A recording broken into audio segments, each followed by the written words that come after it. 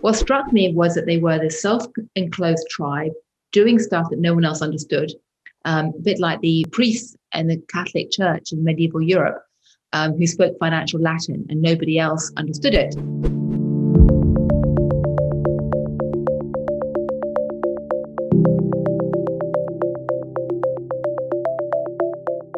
Welcome to It Doesn't Have to Be This Way, Rethinking Today's Capitalism. We are the Progress Network. We're an idea movement for a better future, and we run monthly events with our members, always about a different topic, but with a constructive point of view. So without further ado, I'm going to introduce our panelists, and they are both panelists and hosts tonight. They're going to be interviewing one another, which is going to be very fun. So tonight we have with us Progress Network member, of course, Gillian Tett. She is chair of the editorial board and editor-at-large stateside of the Financial Times. She's the leader behind the editorial initiative Moral Money, which covers a shift into responsible and sustainable investing. She also has a new book out, which I believe just came out on Tuesday, so very hot off the press, and congratulations, Jillian. The book is called Anthropovision, A New Way to See in Business and Life. And if you're in the business world, you may know that it's very focused on technology and data analysis. Here, Jillian is suggesting using a different lens, an anthropological lens, a more human lens, as a way for businesses to operate. And our second panelist slash host is our founder, Zachary Karabell. Zachary is an author and investor. He's been ringing the sustainable capitalism bell for a long time now. He writes for many different publications on economics, on history, and politics. He also has a new book out. It's called Inside Money, Brown Brothers Harriman and the American Way of Power, which covers the history of the financial firm Brown Brothers Harriman. And it's a firm that has many lessons for us when it comes to the capitalism that we find ourselves in today. So with that, I'm going to turn it over to Zachary and enjoy the conversation. Thank you, Emma. So hi, Jillian. Hey, great to be with you. We normally meet over dinner with wine, and so this is our virtual, our virtual dinner conversation.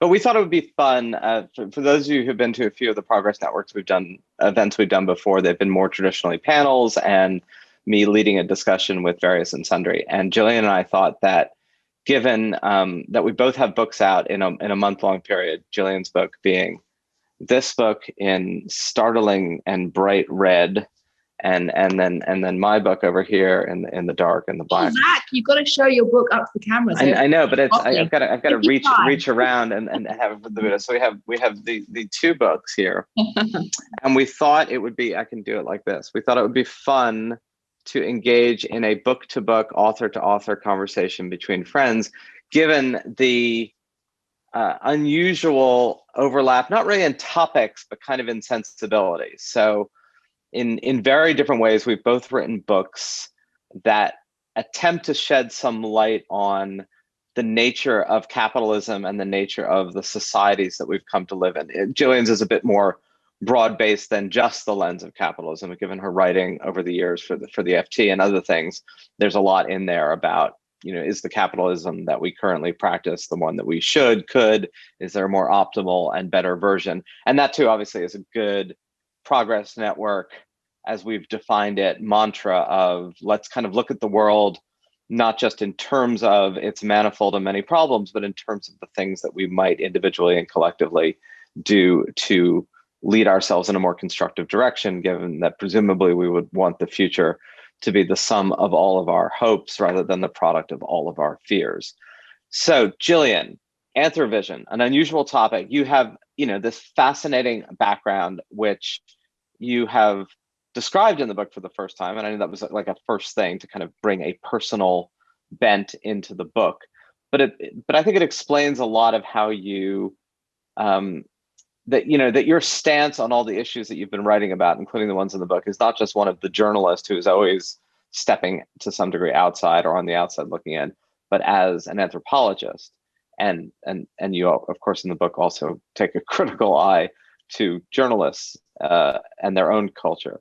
But so for those who have not read the book, and given that it's out for a couple of days, that may be a good number. And for those who will read the book, which will be everybody and all of their cousins and parents and fathers. Father's Day is coming up, so that's an important thing to remember for Anthropovision. So tell us a little about Anthropovision. What is it?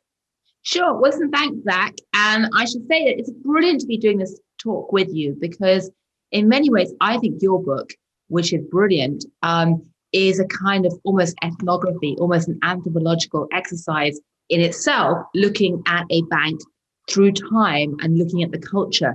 And culture is at the center of your story.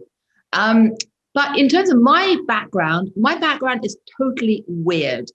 As many senior bankers and corporate executives have told me over the years, people look at me and say, well, I've been a financial journalist for many years. You must have, and if they found out I have a PhD, I'm technically Dr. Tett, they'd assume that I had a PhD in economics or finance or an MBA or failing all that in astrophysics, because finance and economics have been dominated in recent years by quantitative, database, numbers-based analyses.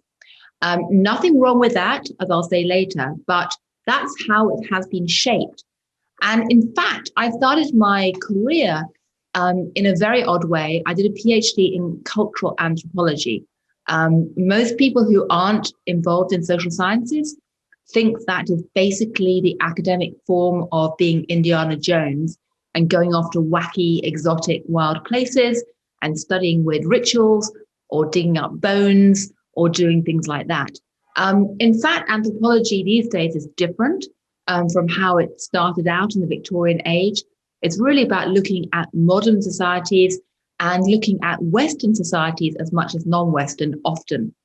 But in my case, I went off to a place called Tajikistan, Soviet Tajikistan, just north of Afghanistan, and did a classic anthropology study where I lived for over a year in a community in Tajikistan and went about studying them as an anthropologist would. And anthropologists try and look at human culture and systems by observing them through participant observation and essentially trying to look for cultural patterns and drawing them together in their analysis.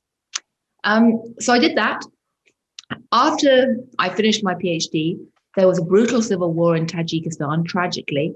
I went off and originally became a war reporter, and then one thing led to another, and I joined the FT.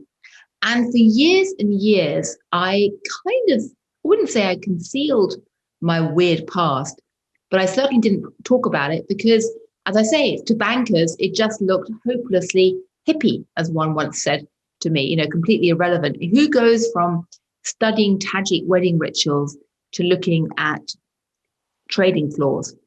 And then the 2008 crisis happened. And suddenly questions about culture and incentives and norms and values began to become incredibly important. And I began to, if you like, come out of the closet as an anthropologist and talk about how I thought this perspective that I'd learned working on the ground had shaped my work as a journalist, and also why I thought it had in many ways enabled me to read finance better than many other journalists before 2007, simply because I was looking at the cultural dynamic and looking at what people weren't talking about as much as what they were talking about. So in a sense, the book I've written, Anthropovision, is an attempt to explain why I passionately believe that anthropology perspectives can help anybody understand the world better, whether you're a journalist or a banker or an accountant or an economist or a techie. Almost any area you can actually combine anthropology with what you're doing as a profession because it provides a sense of context. And I can't think of a better example than your book, frankly, Zach, which shows why culture matters, because your story about this bank is all about how culture shaped it and how its distinctive culture put it on a different path from other institutions. But you tell me, so what made you write your book? It's funny, the culture part, I don't think I was nearly aware of until I wrote the book. When I was looking for a topic that would allow me to write about how money made America and then how America made the world and how a particular class of people who made money then sort of write the the architecture of the global system that we live in, right? The UN, the World Trade Organization, the Pentagon, the National Security Council, all the aperture, the world that's been constructed. The anthropologists would say the first order principles of a lot of the systems we live in, which were made in the middle of the 20th century, were made by a small group of almost entirely, white American men on the heels of World War II. And many of them had made a lot of money in the financial world over generations. And I was interested in how that world came to be. I was much less aware of, and so I was aware of the role of Brown Brothers Harriman, and I was aware, as a few people are, of people like Prescott Bush, right? The whole Bush family fortune comes from the partnership of Brown Brothers. And I was aware a little bit of Averell Harriman because he was such a figure for decades, kind of an elusive one. He would have, very much been someone I think who would have ended up in your house for dinner had you been doing that when he was around, and since saying very little but being incredibly charming. And I was aware of that group, but I was much less aware of this kind of intense culture of the firm, almost from the time it's founded in 1800 by the father, Alexander Brown, and has just been replicated and continued and drilled into generations of Brown family partners and then Harriman family partners, and now a firm that has none of the family really deeply involved in it, but has almost the same culture.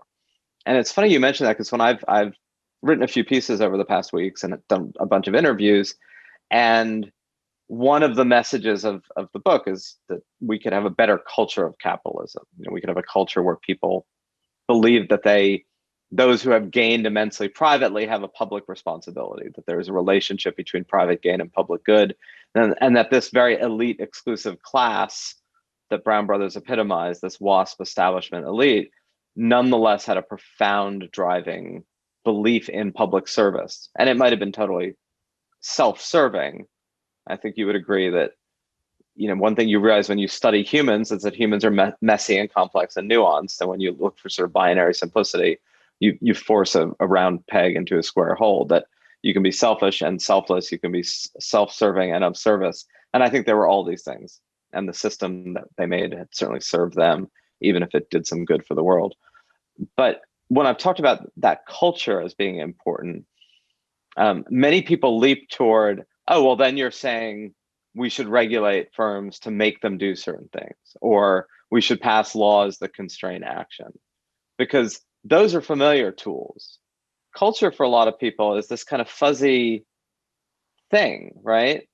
And I guess I wonder, from your perspective, in anthropology, it's not really a fuzzy thing. Well, I think you talk about the famous anthropologist Clifford Geertz, who talked about the difference between sort of soft and hard, right? Mm-hmm. Soft and hard qualities.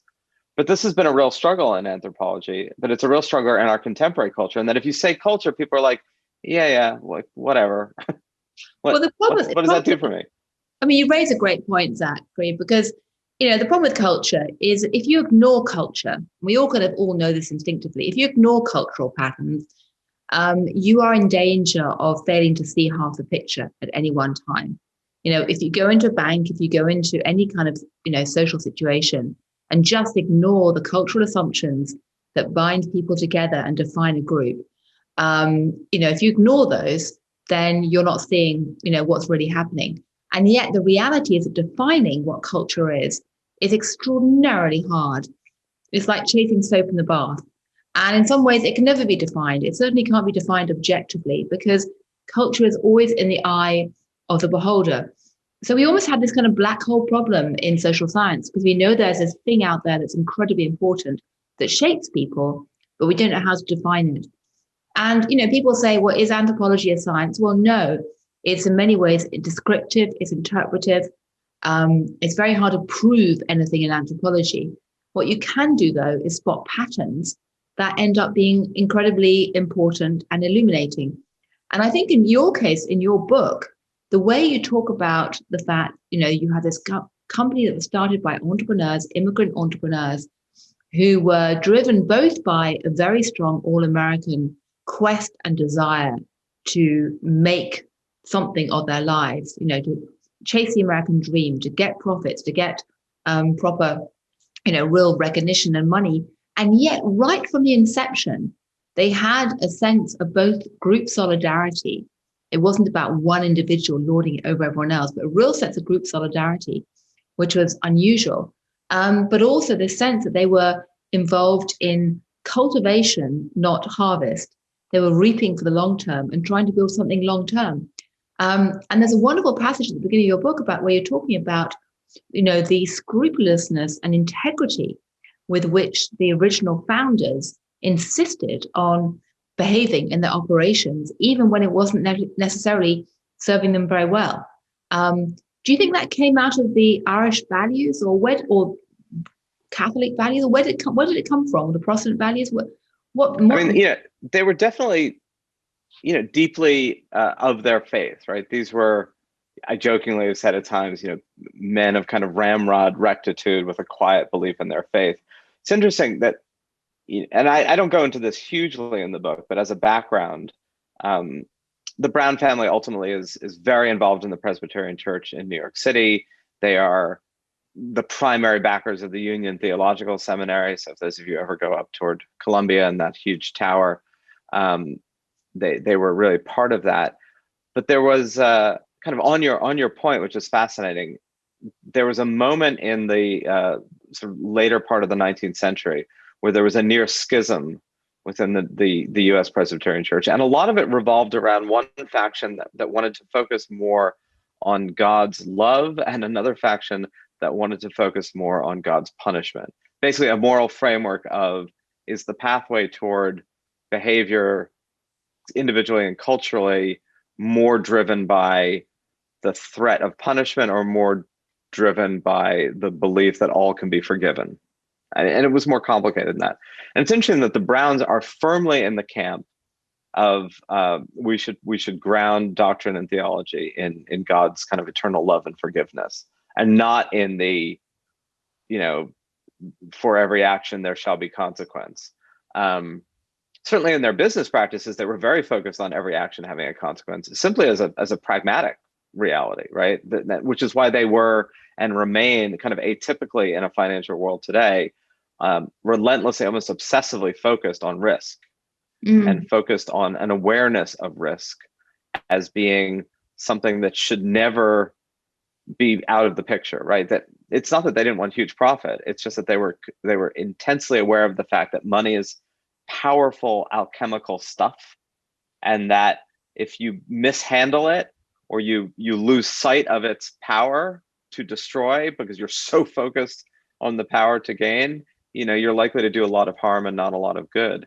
And that's kind of just woven in and remains very much woven into the firm. And what's striking about that is how much that kind of has departed from a contemporary understanding of capitalism. It's kind of it is self-bounded, not because somebody said, not because there's a law that could be broken, or an excess that will be checked, but because there's an internal check on it. And obviously, I think from some of what you write about, where things get lost is that when self-defined communities kind of lose sight of their own context, right? This is something, maybe you could talk about that. It's what I find fascinating about your book is that, what comes through with the patriarch and all the descendants is a really strong sense of thinking about consequences of their actions and context, as they actually proceed with finance. And one of the ways to define what's going so badly wrong with modern banking and what led up to the 2008 crisis is the fact that you had finance which was very much driven by people who couldn't see the consequences of what they were doing, or chose not to see, and who'd lost all sense of social context to their innovations. What I mean by that? Well, I first started thinking about this, oddly enough, when I was working for the Financial Times in 2004. And by that stage, almost, almost losing track of time. 2004. So by that stage, a dozen years had passed since I'd been an anthropologist in Tajikistan. And, I'd kept very quiet about my anthropology training, but it was still kind of embedded in my brain. And I had just taken on a new job at the FT as running the capital market section, so covering finance and markets. And I went down to Nice or Cannes, down the Riviera to go to a banking conference for the European Securitization Forum. And I got into this hall and I sat down in the conference chair and thought, wow, I'm back in Tajikistan. Because it was just a gut visceral feeling. Because I realized that an investment banking conference, in some ways, is a modern financial equivalent of a gigantic Tajik wedding, in that it's a gigantic ceremonial, ritualistic affair that pulls together a scattered tribe of people from all over the place so that they can reaffirm and rebuild and recreate their social ties. And it uses all kinds of rituals to essentially both reflect a common worldview and reinforce it and reproduce it, if you like. So I sat there in this conference hall thinking, I'm going to analyze this investment banking conference like a Tajik wedding. And several things hit me immediately, which are very relevant to your book.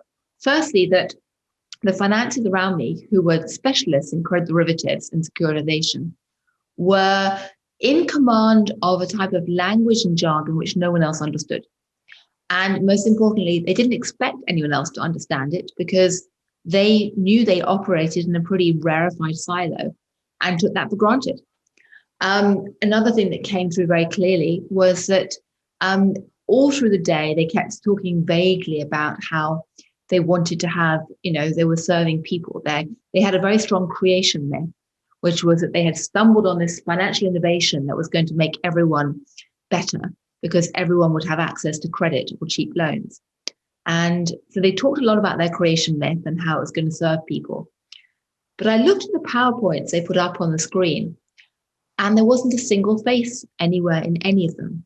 It was all about mathematical formula and Greek letters and curves about risk measurements and stuff.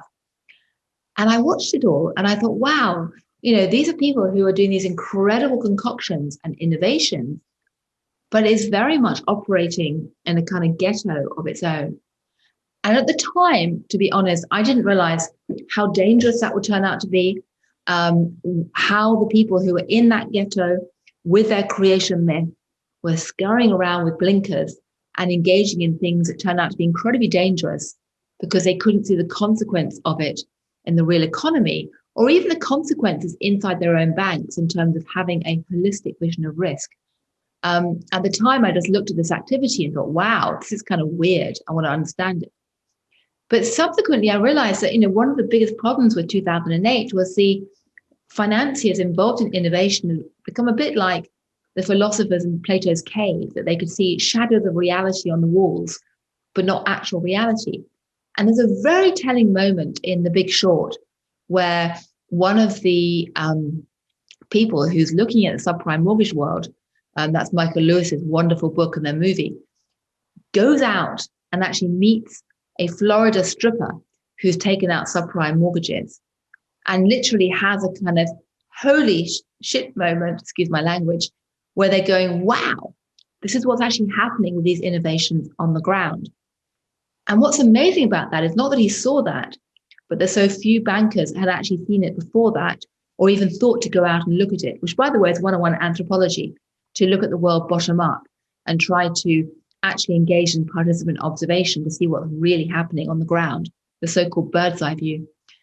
So I think when I read your book, I was thinking, well, actually, the figures in your book probably would have gone out to actually eyeball some of the end clients. They probably might well have known some of them, if not by name, by the 20th century. They would have had a sense of where money was going and would have tried to take a more holistic vision of finance, and above all else, to think about consequences and context of finance.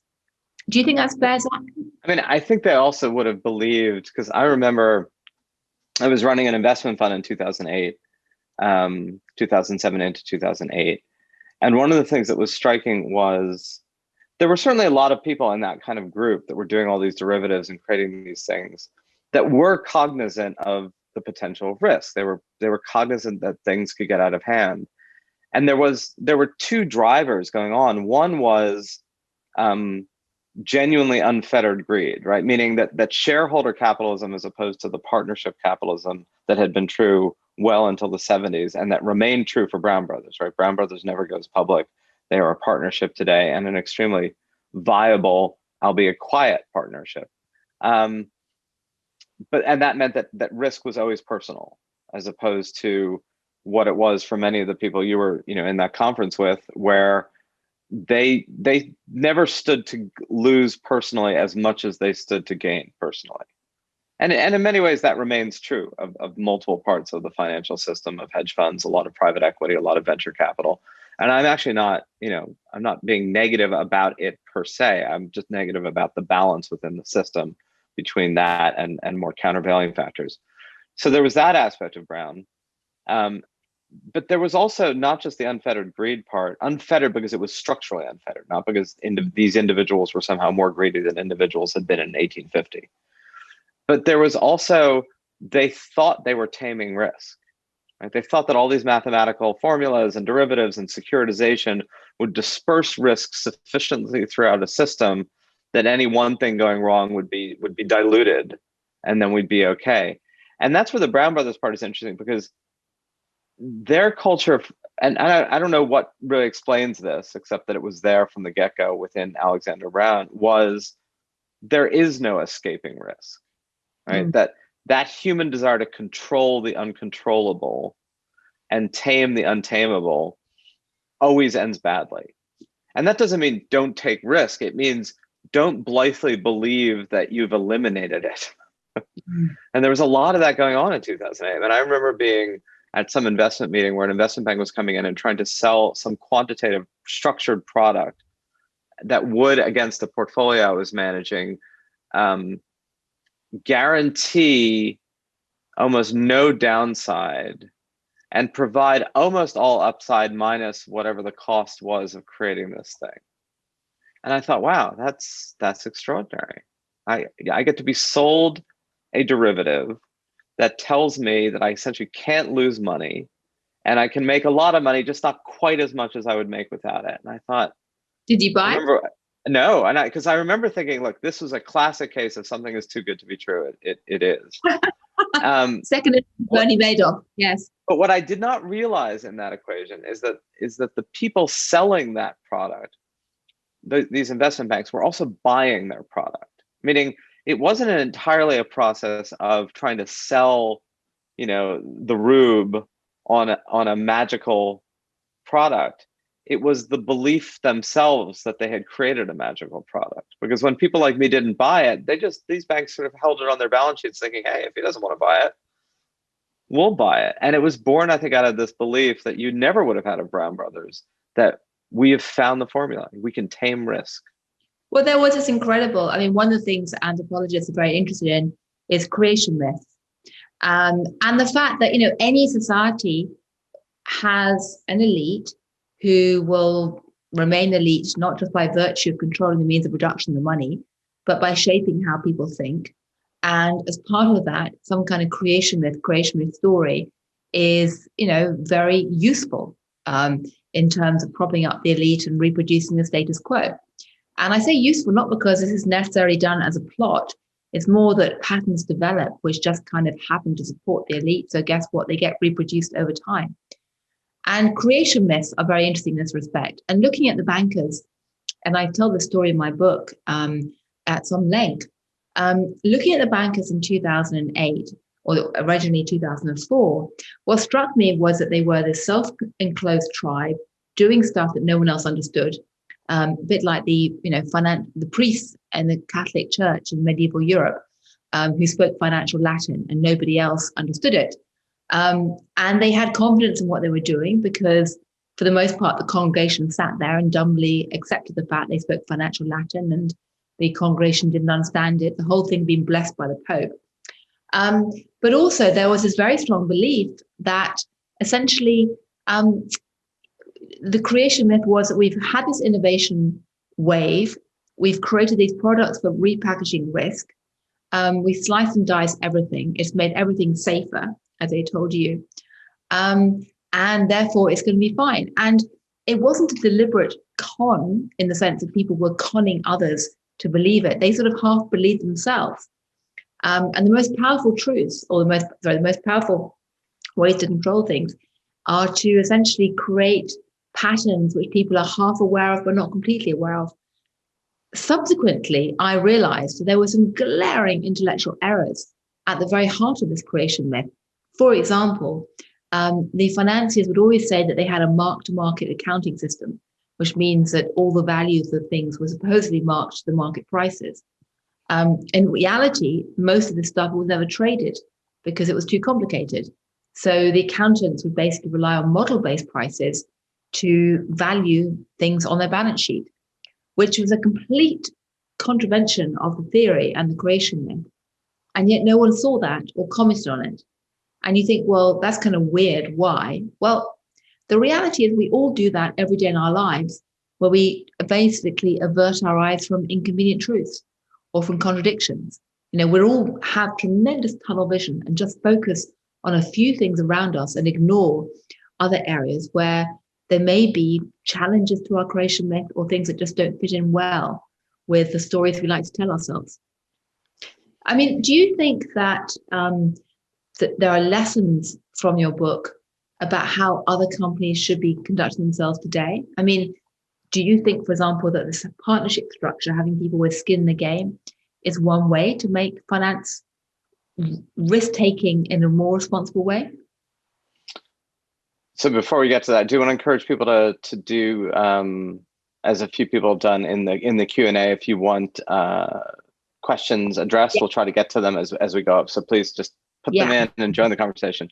So look, I definitely think there are lessons, and I am, I want to be careful in that too many people hear the word, oh, there are these lessons we can learn, and then hear, oh, wouldn't it be good if, in a kind of a ... romanticized, oh, if only we could return to some sort of 1950 halcyon moment where we had this elite-driven system that had a sense of public service and responsibility that did actually create a much more equitable social contract. The irony of this elite establishment creating a world where the average income of a worker to a CEO is 20 to 30 to 1 versus now where we live in a much less elite system that is highly unequal relative to then, right? Now it's like 300 to 1. So lessons for me don't mean let's go back. It means what can you tease out of prior human experience and constructively apply to your present in the hopes that it will create a more meaningful, balanced, egalitarian, inclusive, affluent future. And there, I think there are a lot of lessons, again, with the caveats of, I try to write about a firm whose value system I ultimately admire, but whose actions over the centuries often left a huge amount to be desired, including total complicity with the slave trade, including, driving the US government toward imperial occupation of the country of Nicaragua solely because the Brown family had loans to the government that were in jeopardy because of political instability. So, and an intense anti-communism at the end of World War II into the Cold War that flared almost without enough consideration, right? They could have done was taking a step back and asking themselves just what the threat was. But as a set of values for the present, and the belief also we're not going to suddenly go back to shareholder capitalism. We're not going to go back, to partnership capitalism.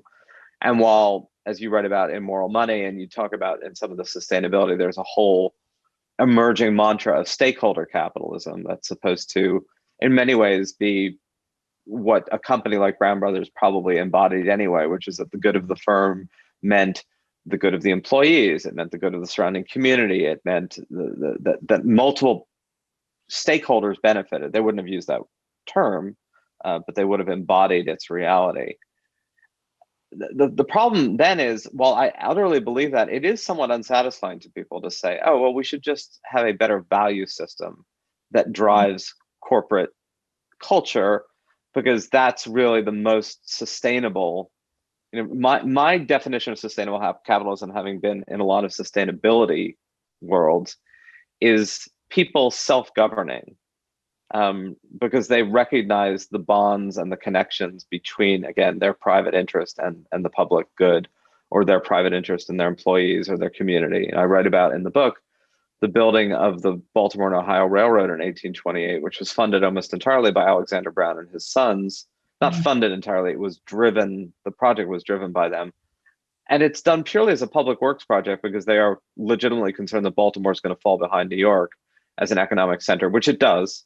And that the only way to save that is to have a better transport network from Baltimore over the Appalachians into the Ohio River Valley. And they do this incredibly innovative, somewhat risky project, kind of a moonshot, to pay for a steam-driven locomotive on rails, which no one had done in North America, and basically had not done anywhere except for a very small test case in Stockton and Darlington in England. But they do it not to make money. They do it because they think it's vital for the community, and that if the community doesn't thrive, they won't thrive. I guess the pushback one could give, and I want to know your thoughts on this, is what do you say to people who legitimately say, sure, that's great, we should also have better education. There's a lot of shoulds we should do culturally that we fail to do. What are we going to do now? Right? What's going to solve it now? And I do push back and say, look, a lot of regulations, as good as they may be, both in spirit and even in intent, you can't regulate people into moral behavior. Certainly not immediately. Yeah. But companies and cultures and families can clearly inculcate behavior that's more imbalanced, but it takes a longer time. I mean, I'm sure people will push back on Anthropovision and say, this is all very interesting, Jillian, that you've sorry, Dr. Tett. I have to address you, Dr. Tett. But these are descriptive observations. They don't force change. That's an entirely fair criticism, frankly, and I understand you would say that. And they're saying it to me when I talk about the culture thing, meaning that part of the attitude is, oh yeah, you're entirely right. That would be nice, but you can't codify culture or force culture. What you can do is have an awareness of how culture shapes behavior, and you can also start to appreciate what works and what doesn't, and see if there are ways to impart some of those lessons. And I think there's kind of interesting question about sustainability and vision, and difference between private companies or public companies. Point one, I think your book suggests that actually, when people do have skin in the game, they usually are better incentivized to manage risk than when they don't. Obvious point, but it was forgotten so much on Wall Street in recent years. And it's quite telling that Goldman Sachs, which I think has retained a lot of the partnership culture, even though it did go public, has often been better at taking a holistic view of risks than others. Not always, but often. Point two is that when you have private financial companies or partnerships, you do often have, at the best, a sense of shared values and a wider sense of community and context, simply because a family is not totally short-term. They know they're going to be around for a while. They're often obsessed with legacy and inheritance and actually building ties in their community. So the story that you have in your book about building the railway at Baltimore, is part of a recognition that a family is rooted in a community and they want to uphold that. So that becomes almost stakeholderism, almost by default or by self-defense. The question that's more interesting is when you've got public companies with shareholders and how you create those companies in a less tunnel vision mode and get them to be aware of context.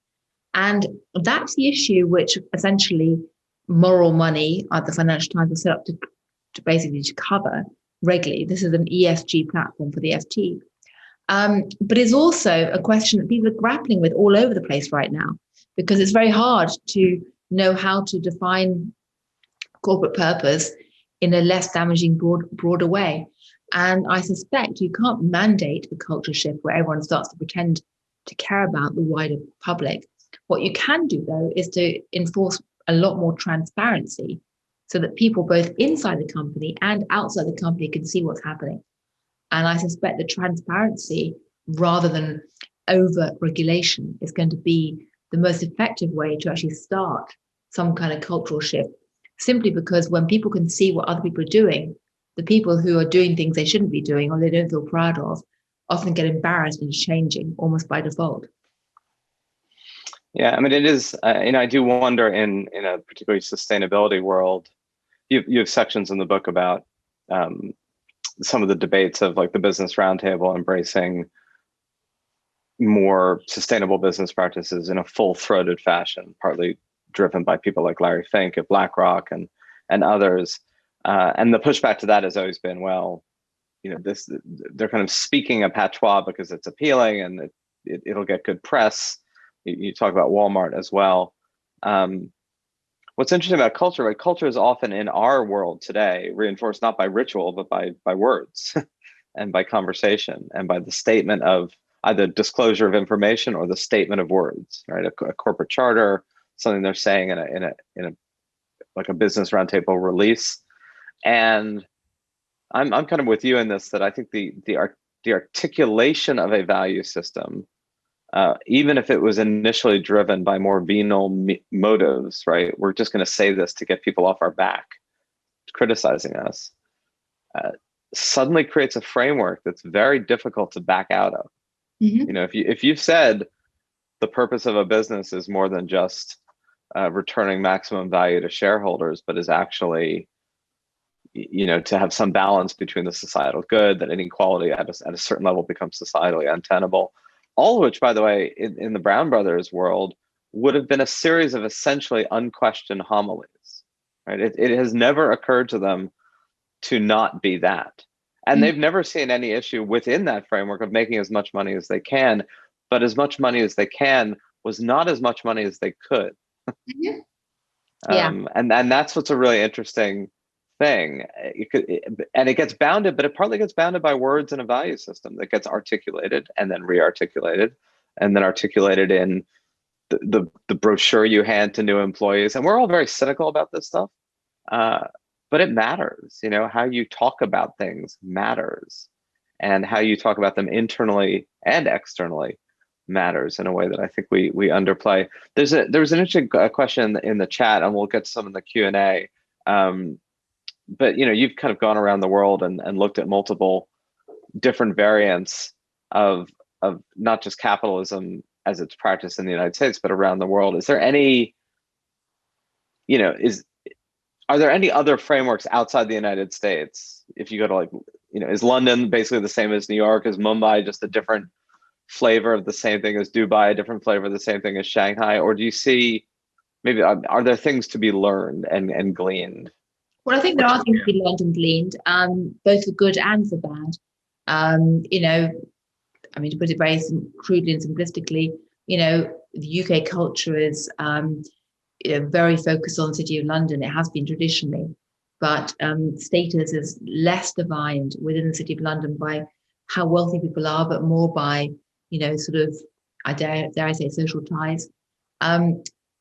In Germany, there's more respect and reverence for engineering than sheer finance. Money is seen as a means to an end, not an end in itself per se, within the economy. I think the most interesting example is Japan, where I lived for a number of years. And in fact, my first book was about a Japanese bank called initially Long-Term Credit Bank, Chogin, which then became Shinsei. And they were fascinating because, the Japanese system essentially had a not state controlled, but heavily government influenced financial system for many years, where banks were really just channels of consumer savings being poured into building up of manufacturing. And there was a very different attitude towards money there, in that they didn't really have the sense of a yield curve. It wasn't a case of we're going to price money according to risk. It was very binary. We're either going to give you money or not. And the decision of whether to give you money or not really depended on social ties, and money was embedded in social structures and social obligations in a way that seemed quite alien to a lot of American finances, and still seems alien to a lot of American finances. Some very damaging consequences of that. It was one reason why we ended up with a big Japanese bubble in 1990, but also some positive attitudes towards that, and a sense of personal responsibility. And to give you a sense of what I mean by that, when the bank that I was writing about, I wrote a portrait of this bank over time, a bit like your book, about when the bank went bust, as it did in 1997, the senior management essentially gave up all of their bonuses, gave up their pensions, and went off to live in penury. One of the characters in my book, actually, the book's called Saving the Sun, ended up in jail for a while. And there was a deep sense of remorse and having to pay a price and having to basically indicate that they had damaged other people through their actions. And that was taken for granted in Japan, that if a bank went bust, if there was a financial crisis, the people in charge would pay the price. Well, we didn't really talk about it very much at the time with the Japanese. We just took it for granted. And then, of course, we had 2008 in America and Lehman Brothers. And when the Japanese bankers, who I stayed very closely in touch with over the years, when they saw what had happened to people like Dick Fuld and others, and they had lost their jobs, but they hadn't actually suffered much in the way of financial penalty at all, they were absolutely horrified. They couldn't believe it. It seemed to contravene every single idea of shame in Japanese culture that they had ever held. And frankly, I think that Americans could have learned a bit from the Japanese culture in terms of taking personal responsibility and feeling shame for when financial companies implode because of foolish risks. Yeah, that's very interesting. And the German kind of cultural, more bounded capitalism, right? This idea that workers and owners and managers all sort of have a seat at the table, and it wouldn't really occur to them for that not to be the case. And again, not to romanticize that, or any, like every culture has its, as you know from looking at it, right? You've got your boundaries and blind spots. But as far as things to learn about, I want to go to one or two more of the questions, but I do want to totally shift gears for a moment, and then we can shift gears back, because one of the things that I created the Progress Network to do was to offset a contemporary kind of, one way in which a public discussion happens is through the media and through the reporting of what's going on. And insofar as media has always had a negative bias, negative because that is what grabs attention, because human beings crave drama, because if it doesn't bleed, it doesn't lead. And increasingly now the incentives of online driven eyeball journalism can often enhance that, which has always been chronically there. You write, you try to shed the anthropologist lens on that cohort of which you are both a part of and not entirely. I mean, you have been as much a commentator of ideas as you have been a journalist trying to report X. Is that changeable, or should it be changed? The culture of the media. Well, I think it's beholden on the media to take a lens to themselves on a regular basis. Because if you're going to go around criticizing other people, you should basically be criticizing yourself too. And the media, I'm a journalist. I love journalism. I know that most journalists are actually utterly well-meaning and trying to do a good job. They are sometimes hobbled by two things. One is their own tribalism, and the fact that they often live in social ghettos. And I'm guilty of that, like everyone else. I'm conscious of, what a narrow perspective on life I can sometimes get if I just stick with my social bubble. I need to get out and actually talk to people who are different from me. And that's at the core of anthropology. But secondly, journalists are working in such a competitive, busy, frantic, efficient world these days, which means streamlined, cut to the bone in terms of resources, that they don't have time to do what is the 101 step in journalism, which is to not just listen to noise, what people talk about, but to listen to social silence. And anthropologists are kind of obsessed with this idea of listening to social silence, of listening to what people don't talk about, the blank spaces on the map, because that's often more revealing than what they do talk about. By way of example, the thing that even before I became editor of the capital market section in the Financial Times in 2005, I had gone on a sort of listening tour around the city of London to see what stories we were missing. And I was very struck then that there was obsessive noise around the equity market, which everyone was writing about, and almost no attention paid to this enormous credit derivatives market, which was big and growing, but was being ignored because it was geeky and dull, and because it was wrapped up in this language, as I said earlier, that everyone liked to just ignore. So looking at social silence is crucial, but journalists often don't have the resources or time or incentives to actually do that. And that worries me. And I hope that, going forward, if anyone knows a philanthropist with a few spare gazillion dollars in their pockets, that we can actually fund journalists to have the time and the luxury of the space to roam, to collide with the unexpected, to dig into dark corners, and just try and step back and see the world more broadly, because we need that. And not just in finance. I mean, the digital sphere is another area where you've got these, geeky silos of people scurrying around doing stuff that we all depend on, which most of us do not understand at all. Where again, there's all kinds of social silences that we should be essentially looking into.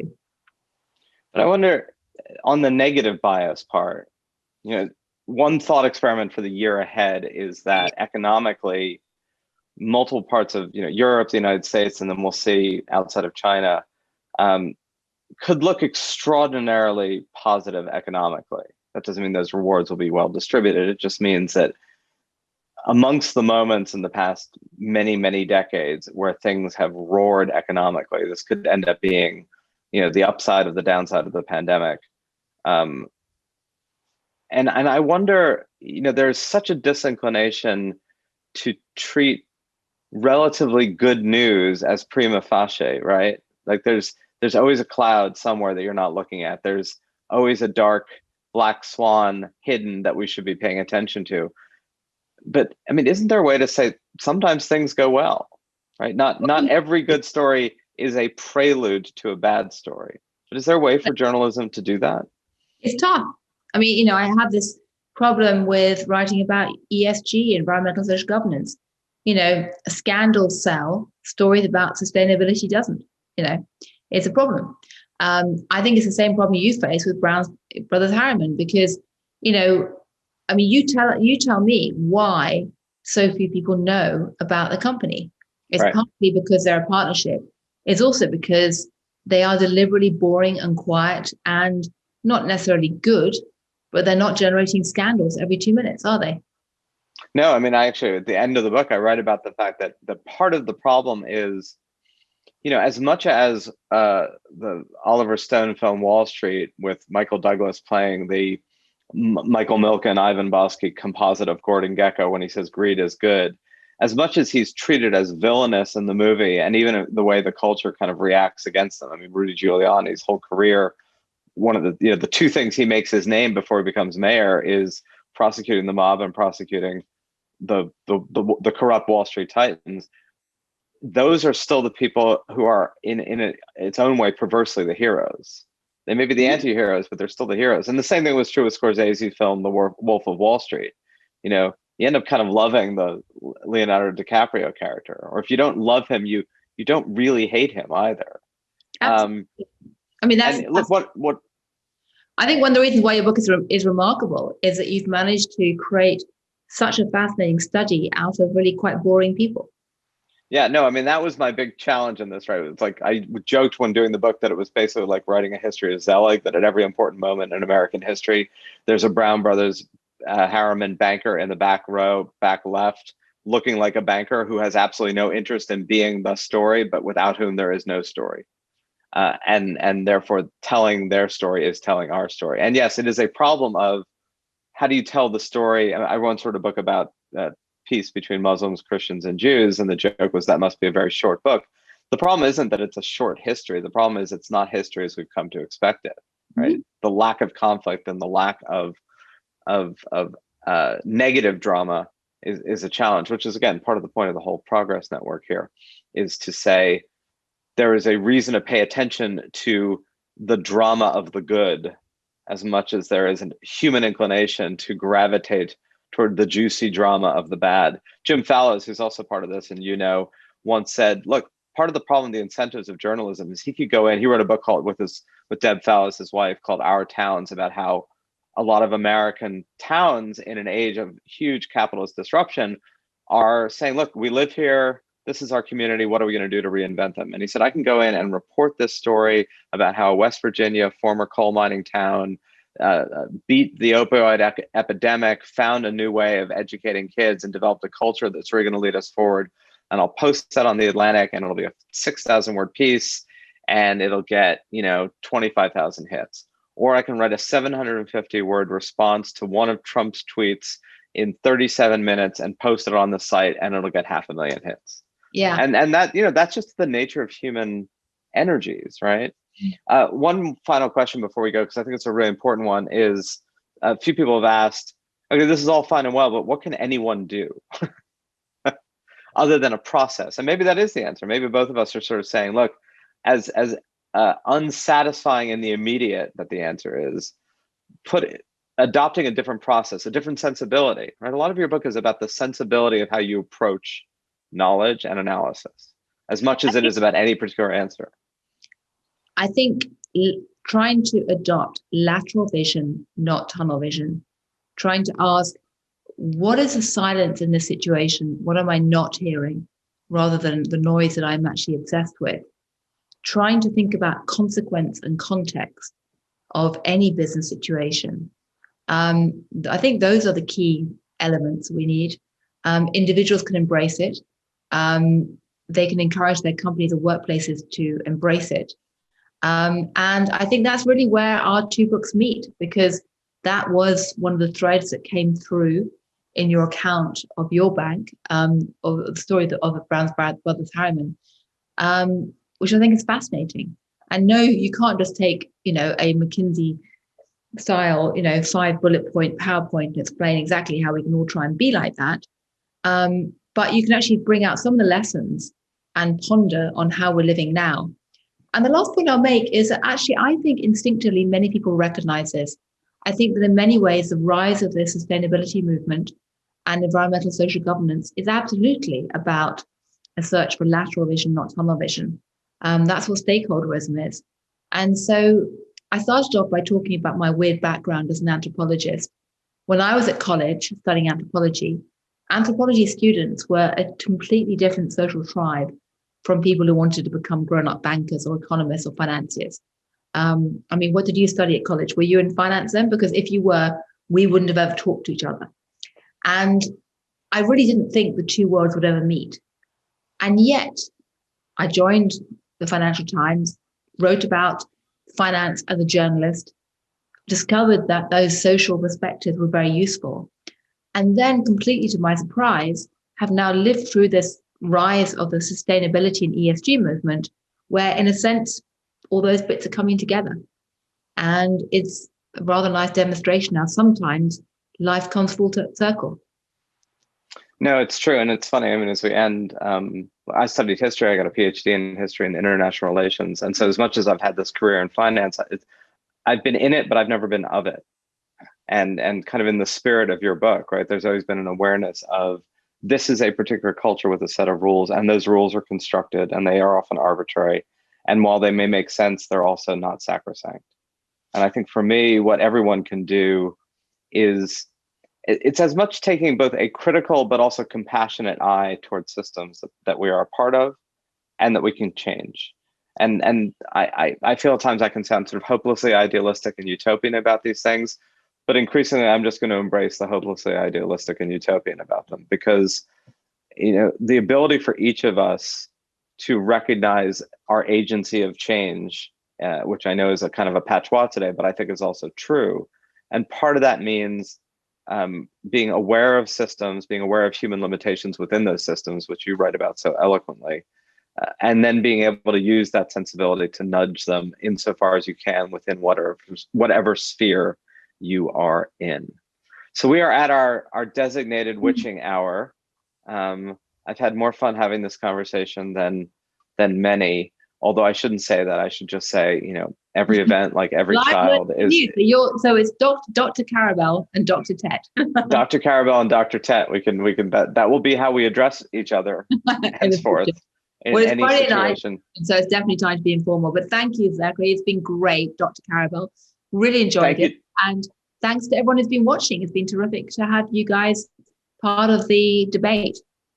And thank you, Dr. Tett. And thank you, Ms. Emma Varvaloucas. And this will be posted on YouTube. If you have subsequent questions, you can contact us through our site, and maybe we can engage people in that conversation afterwards. Emma, do you want to lead us out, or should we conclude? I only regret that I'm also not a doctor, but thanks everyone for joining. And as Zachary mentioned, we will email you when the recording is out. If you're not on our mailing list, you can email us at hello@theprogressnetwork.org and we'll send you the link. So thanks everybody.